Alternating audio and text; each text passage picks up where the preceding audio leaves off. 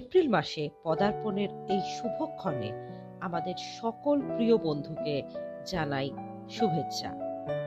এই মাসে আমরা স্মরণ করি পুণ্য শুক্রবার, ক্রুশের উপর যিশুর আত্মত্যাগ এবং পুনরুত্থান দিবস, তৃতীয় দিনে তার পুনরুত্থান।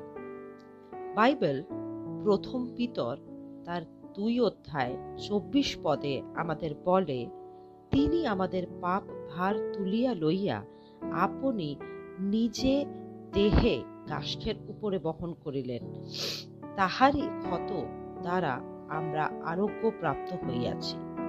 প্রিয় বন্ধুরা, আমরা স্বভাবগতভাবেই সকলে পাপী। আমাদের পাপের দণ্ড বা শাস্তি নিজের কাঁধে তুলে নিতেই যিশু এই পৃথিবীতে এসেছিলেন। তিনি আমাদের ভুলভ্রান্তি, দুঃখ, কষ্ট, অসুস্থতা এবং বেদনা সবকিছুই নিজের উপর বরণ করে নিলেন, আর আমাদেরই জন্য তিনি মৃত্যুবরণ করলেন।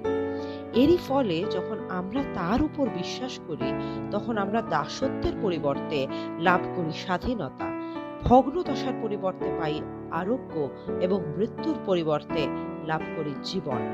তৃতীয় দিনে তিনি পুনরায় জীবিত হয়ে উঠলেন, জীবিত এবং বিজয়ী। আমাদের প্রার্থনা শোনার জন্য, আমাদের অন্তরের এক অনন্ত প্রত্যাশা সঞ্চার করার জন্য যিশু আজও জীবিত রয়েছেন। তার এই পুনরুত্থান আমাদের মনে আশার সঞ্চার করে, কেবল আজকের দিনের জন্যই নয়, বরং তার সান্নিধ্যে এক অনন্ত জীবন লাভের জন্য।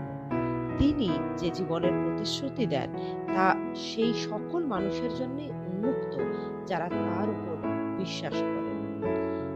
আপনাদের এই এপ্রিল মাসটি হোক অত্যন্ত চমৎকার এবং আশীর্বাদপূর্ণ।